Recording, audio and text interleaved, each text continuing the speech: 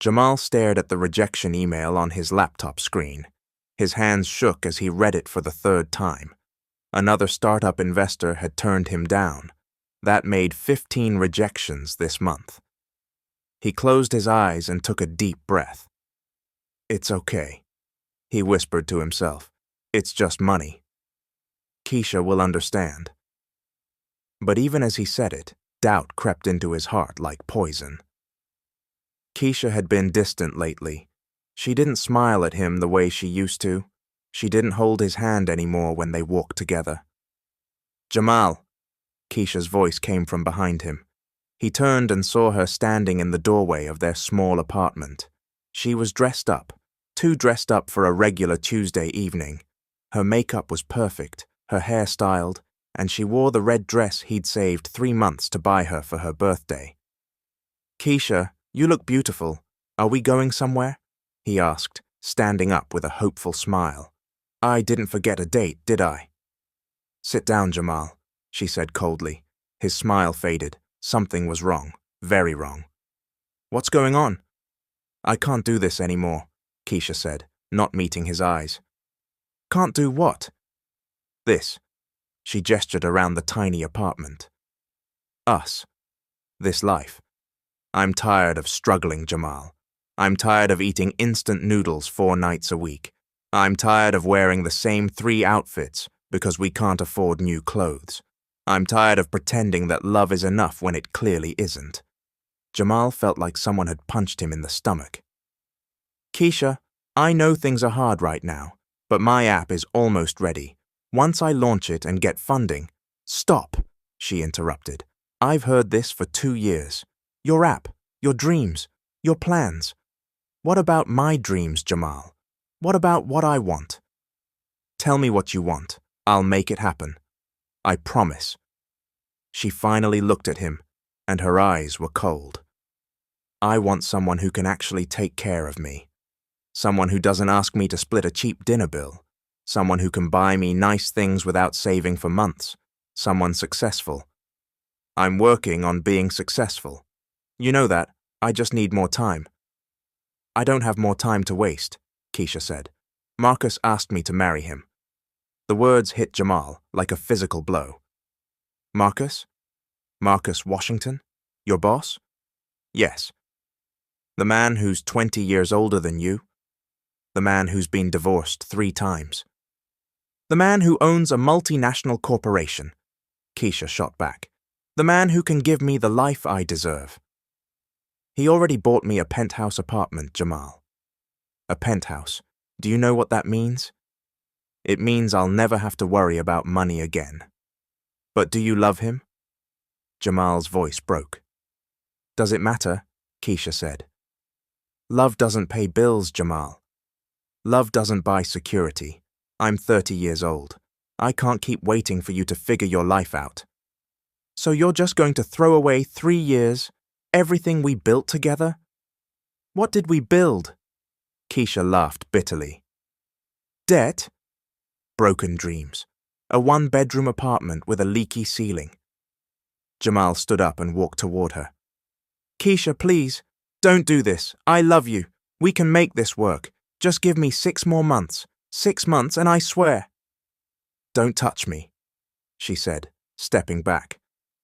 "I already moved my things out this morning while you were at the coffee shop working. Marcus's driver is waiting downstairs. I just came back to tell you in person. I thought I owed you that much, at least. You don't owe me anything except the truth," Jamal said quietly. "Did you ever really love me? Or was I just convenient until someone better came along?" Keisha's face softened for just a moment. "I did love you once. But love isn't enough, Jamal." Grow up and realize that she turned and walked toward the door. "Keisha," Jamal called out. She paused but didn't turn around. "I hope he makes you happy. I really do, and I hope one day you realize what you're giving up." "Goodbye, Jamal," she said, and walked out of his life. Jamal stood frozen in the middle of the apartment for what felt like hours. Then he walked to the window and watched as Keisha got into a sleek black Mercedes. A driver opened the door for her. Through the tinted windows, he could barely see her face. The car drove away, and Jamal felt something break inside him. But beneath the pain, something else stirred, something harder, something determined. He walked back to his laptop and opened his app development files. 6 months, he whispered to himself. She said 6 months. Fine, let's see what I can do in 6 months. That night, Jamal didn't sleep. He worked, he coded until his fingers cramped. He revised his business plan 17 times. He reached out to every contact he'd ever made, no matter how small. When the sun rose, he was still working. Days turned into weeks. Weeks turned into months. Jamal lived on coffee and determination. His best friend DeAndre tried to get him to slow down. "Bro, you're going to kill yourself," DeAndre said, finding Jamal asleep at his desk for the 3rd time that week. "When's the last time you ate a real meal?" "I ate yesterday," Jamal mumbled. "That was 2 days ago, and instant ramen doesn't count." DeAndre pulled up a chair. "Look, I know Keisha hurt you. But don't destroy yourself trying to prove something to her." "I'm not doing this for her," Jamal said, his eyes red from exhaustion. "I'm doing this for me. She said I'd never amount to anything. She said love wasn't enough. Fine. I'll show her what I can do, without love. I'll show her what ambition looks like. That's a dark road to walk, man." "Maybe," Jamal said, "but it's my road." 3 months after Keisha left, Jamal's app launched. It was a project management tool designed specifically for creative teams. Within 2 weeks, it had 50,000 downloads. Within a month, 100,000. Tech blogs started writing about it. Investors who had ignored him before suddenly wanted meetings. 6 months after Keisha left, Jamal sold his app to a major tech corporation for $8 million. He stood in his new apartment, a place 10 times the size of the one he'd shared with Keisha, and felt nothing. The money didn't make him happy. The success felt hollow, but he wasn't stopping. He used the money to start investing in other companies. He had a gift for seeing potential where others saw risk. Every investment he made paid off. His portfolio grew. His reputation grew. People started calling him the Golden Touch. 1 year after Keisha left, Jamal was worth $50 million. 2 years after, $150 million. 3 years after Keisha walked out of his life, Jamal Cole was a billionaire. And now he stood in his hotel suite, adjusting his tie, preparing to walk into Washington Industries as its new owner. "Mr. Cole, the car is ready," his assistant Terrence said from the doorway. "Thank you, Terrence," Jamal said. "Remind me again what company we're acquiring today." "Washington Industries, sir." "It's a mid-sized marketing firm. The owner is Marcus Washington. He's been trying to sell for the past year. The company's been losing money steadily. Bad investments, poor management decisions, and some scandals involving workplace relationships." Jamal smiled coldly. "Workplace relationships. How interesting. And the employees? What happens to them?" "Standard protocol, sir. We'll review all positions. Keep the valuable ones. Let go of the redundant ones. There's a complete employee list in your briefing folder." Jamal picked up the folder and flipped through it casually as they walked to the elevator. Then he stopped. There on page 7 was a familiar face, Keisha Mitchell. Position, Senior Marketing Manager. His heart skipped a beat, but his expression remained neutral. "Terrence, I want you to schedule individual meetings with all senior staff tomorrow. Start with the marketing department." "Yes, sir. Any particular order?" "Alphabetical is fine," Jamal said smoothly, but he'd already memorized exactly when Keisha's meeting would be. The acquisition meeting was brutal. Marcus Washington sat across the conference table, looking haggard. The man who had once seemed so powerful and untouchable now looked small and defeated. His suit was expensive but wrinkled. His eyes were bloodshot. His hands trembled slightly as he signed document after document. "Mr. Cole, I built this company from nothing," Marcus pleaded. "I'm asking you to please consider keeping the Washington name." "It means something in this industry. It means debt and scandal," Jamal said coldly. "The Washington name is worth nothing, Mr. Washington. In fact, it's a liability. The company will be rebranded under Cole Enterprises effective immediately." "But my father started this company. It's his legacy." "Your father's legacy died when you ran it into the ground," Jamal interrupted. "Bad business decisions, inappropriate relationships with employees, embezzlement accusations. Should I go on?" Marcus's face turned red. "Those accusations were never proven." "Only because you settled out of court," Jamal said. "I have the records, Mr. Washington. All of them. So let's not pretend you're some kind of victim here." "Please," Marcus said, and his voice cracked. "I have nothing left. My wife left me. My children won't speak to me. This company is all I have." "Then you should have taken better care of it," Jamal said, standing up. "This meeting is over. My lawyers will handle the rest. You'll receive your payout according to the contract. I suggest you use it wisely this time." Marcus left the room with his shoulders slumped, and Jamal watched him go with cold eyes. "Sir," Terence said quietly once they were alone, "that was harsh, even for you." "He deserves worse," Jamal said. "Trust me." "The staff is nervous," Terence continued. "There are rumors you're going to fire half the company." "Let them be nervous," Jamal said.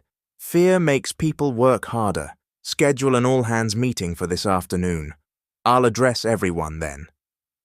At 4 o'clock, Jamal walked into the main conference room.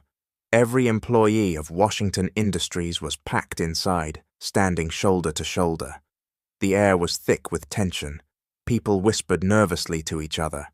Some looked angry. Most looked scared. He could feel their anxiety, their fear. Good. He stepped up to the podium and looked out at the sea of faces. Then he saw her. Keisha stood near the back, partially hidden behind taller colleagues, but he would have recognized her anywhere. She looked different, older, tired. The sparkle that used to be in her eyes was gone. She wore an expensive suit, but it hung on her frame like she'd lost weight. There were dark circles under her eyes that makeup couldn't quite hide. She hadn't seen him yet. She was looking down at her phone, her fingers trembling slightly. "Good afternoon," Jamal said, his voice amplified by the microphone. Keisha's head snapped up. Her eyes went wide. Her phone clattered to the floor. The color drained from her face. For a moment, Jamal thought she might faint. Jamal smiled, but it didn't reach his eyes. "I'm Jamal Cole, the new owner of this company." He watched Keisha's expression change from shock to disbelief to something that looked like horror. She grabbed the shoulder of the woman next to her for support. "I know many of you are worried about your jobs," Jamal continued, his eyes never leaving Keisha's face. "That's understandable. Change is scary, but I'm here to tell you that if you're good at what you do, if you've earned your position through hard work and merit, you have nothing to fear from me." He paused, letting the words sink in.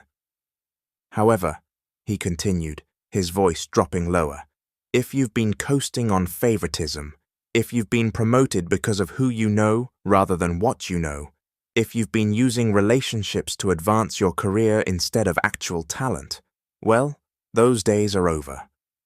Someone in the crowd gasped. Jamal saw Keisha close her eyes. "Starting tomorrow, I'll be conducting individual performance reviews with all senior staff," Jamal said. "I want to meet each of you personally.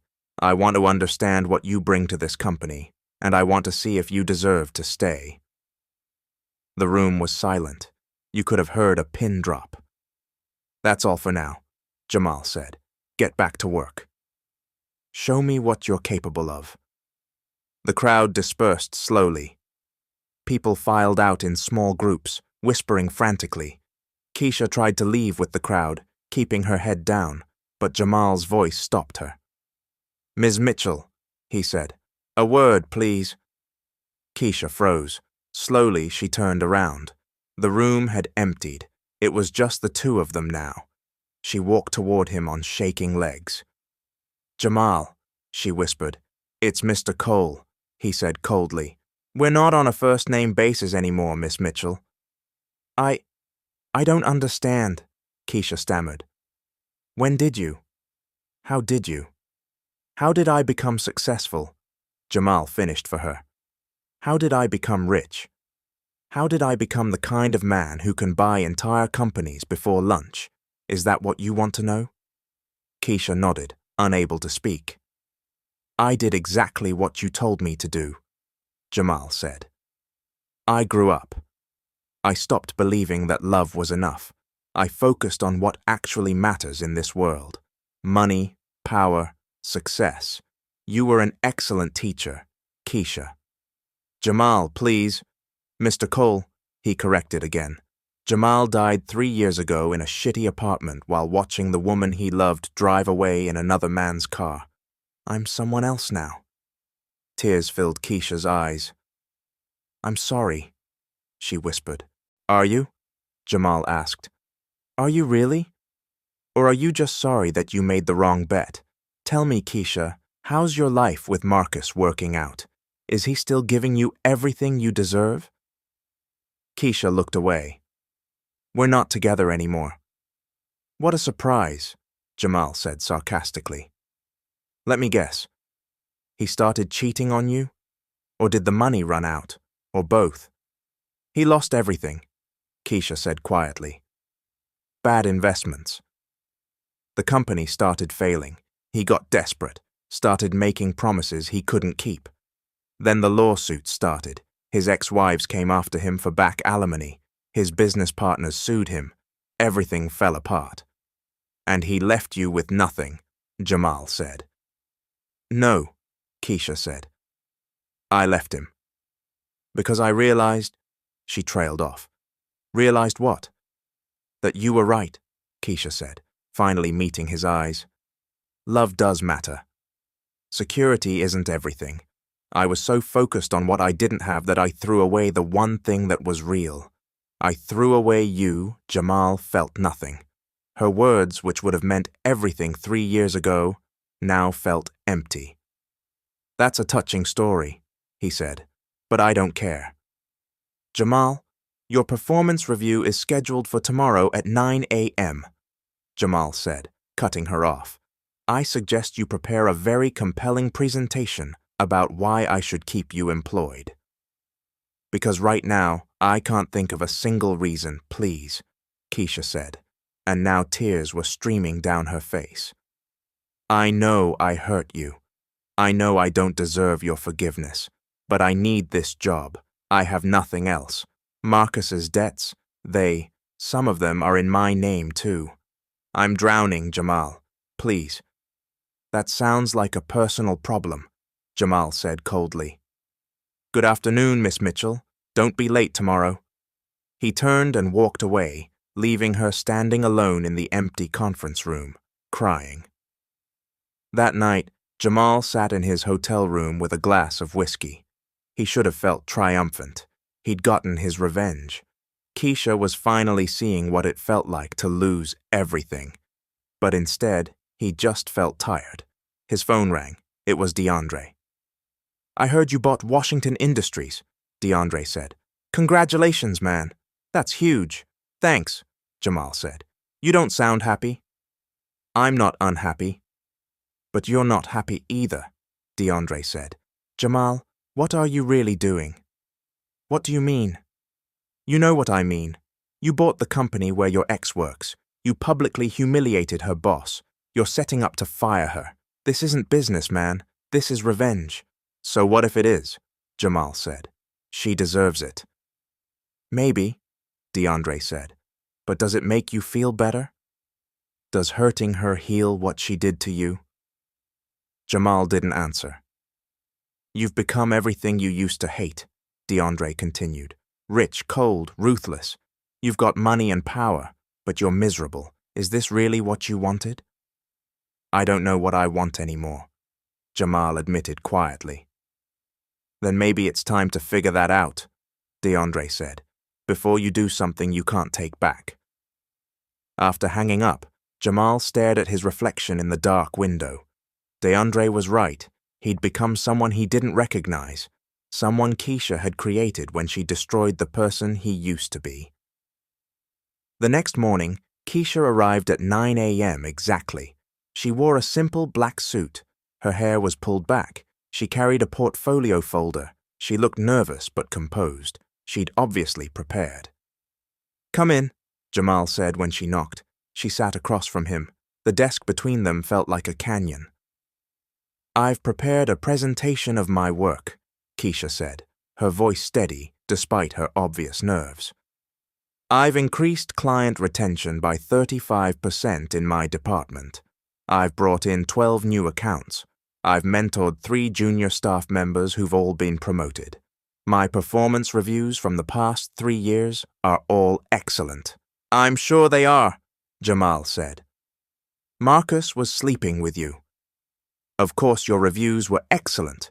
Keisha flinched. That's not fair. I worked hard for my position. Did you? Jamal asked. Or did you just do what you always do? Find a powerful man and attach yourself to him until something better comes along? Stop it, Keisha said, her composure cracking. You don't know what it was like. Then tell me, Jamal said, leaning forward. Tell me what it was like. Tell me how your perfect life with Marcus turned into this.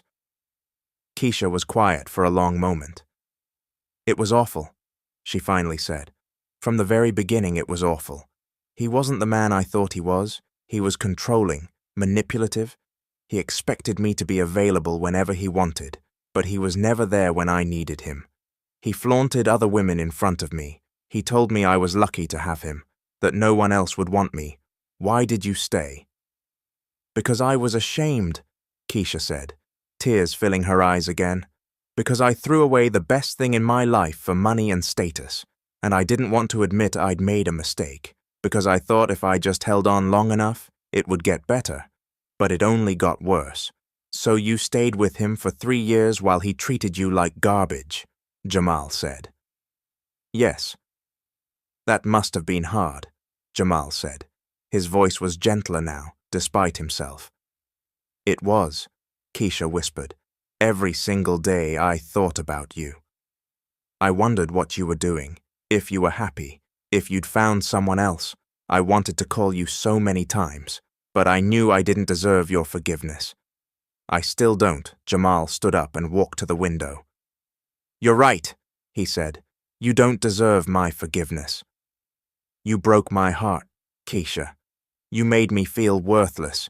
You told me love didn't matter. For a long time I wanted revenge. I wanted you to feel what I felt.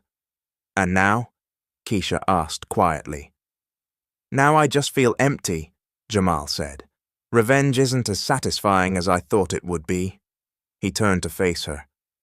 I could fire you. I have every reason to, but I'm not going to. Keisha's eyes widened. You're not? No, Jamal said. You're good at your job.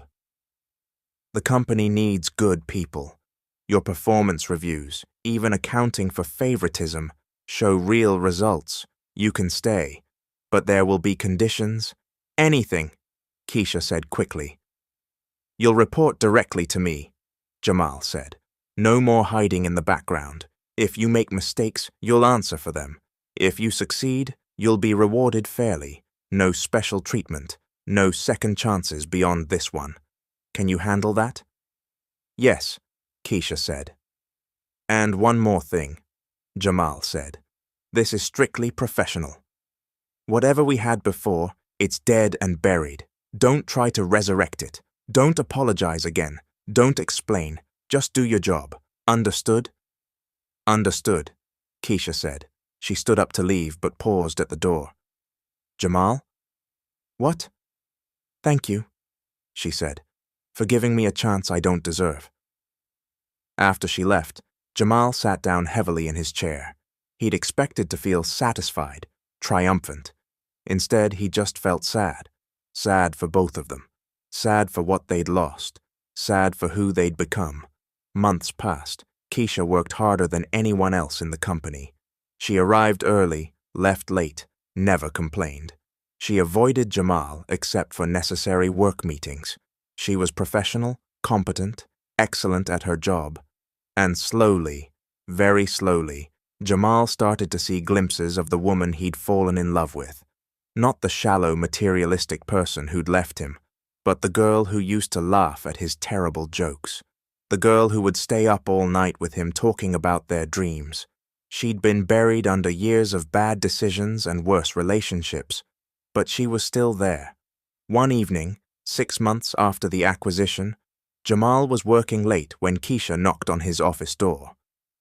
"I'm sorry to bother you," she said, "but I need your signature on these contracts." "Come in," he said. As she approached his desk, she stumbled slightly. The contracts scattered across the floor. "I'm so sorry," she said, kneeling down to gather them. "I'm just tired. I've been working on the Henderson account for 3 days straight." "When's the last time you slept?" Jamal asked. "I don't know. Tuesday?" "Keisha, it's Friday." "Is it?" She laughed shakily. "No wonder I'm exhausted." She stood up with the papers and suddenly swayed. Jamal jumped up and caught her before she fell. "Okay, that's it," he said. "You're done for the day." "But the contracts can wait until Monday," Jamal said firmly. "Come on, I'm driving you home. You don't have to do that." "I know I don't have to," Jamal said. "But you're going to pass out if I don't, and then I'll feel guilty. So humor me." In the car, Keisha leaned her head against the window. "I'm sorry," she said quietly. "You're always taking care of me."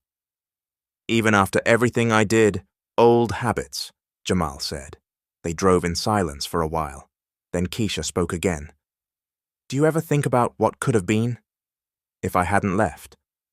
"Sometimes," Jamal admitted. "Do you regret it?" Keisha asked. "Becoming who you are now?" Jamal thought about it. "I don't know," he said honestly. "I have everything I thought I wanted. Money, success, power. But I'm not happy, Keisha. I haven't been happy in 3 years." "Me neither," she whispered. He pulled up to her apartment building. It was modest, nothing like the penthouse Marcus had bought her. "Thank you for the ride," Keisha said. She opened the door, then paused. "Jamal?" "Yeah?" "I know you said not to apologize anymore, but I need to say this once. I was wrong, about everything. Love does matter, you mattered, and I was too stupid and scared to see it until it was too late. I don't expect forgiveness. I don't expect another chance. I just needed you to know that losing you was the biggest mistake of my life." Before he could respond, she got out of the car and hurried into the building. Jamal sat there for a long time, staring at the place where she'd disappeared. Then he drove home to his empty penthouse and sat in the dark, thinking. The truth was, he'd never stopped loving Keisha. He'd tried. He'd buried himself in work, in success, in becoming someone new. But underneath it all, the feelings remained. And now she was back in his life, changed, humbled, genuinely remorseful. What was he supposed to do with that? His phone buzzed, a text from DeAndre. "Have you figured out what you want yet?" Jamal smiled sadly and typed back, "I think I just did. But I don't know if I can have it." "Why not?" DeAndre replied. "Because some broken things can't be fixed," Jamal wrote.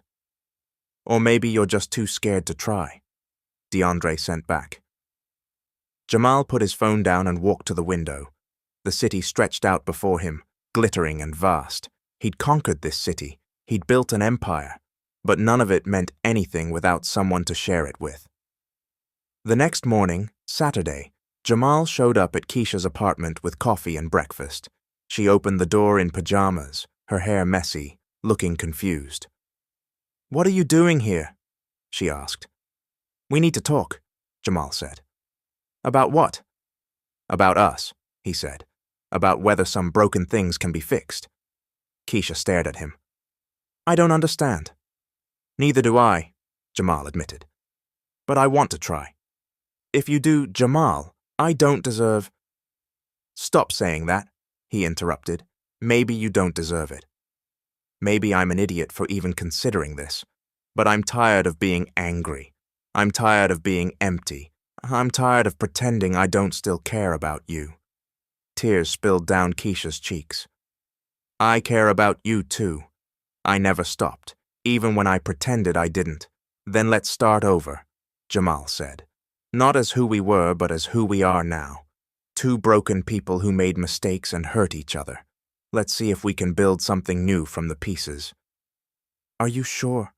Keisha whispered. "No," Jamal said honestly. "But I'm willing to find out." Keisha stepped forward and wrapped her arms around him. Jamal held her tight, and for the first time in 3 years, he felt something other than emptiness. He felt hope. It wouldn't be easy. Trust had been shattered. Wounds ran deep. They had years of pain to work through. But maybe, just maybe, they could find their way back to each other. Not to the naive love they'd had before, but to something stronger, something that had survived betrayal and revenge and time, something worth fighting for. "I'm scared," Keisha whispered against his chest. "Me too," Jamal said, "but let's be scared together." And standing in the doorway of her modest apartment, holding each other as the morning sun rose over the city, they took the first step toward healing, toward forgiveness, toward a second chance neither of them thought they deserved. Love hadn't been enough the first time, but maybe, with everything they'd learned and everything they'd lost, it could be enough now.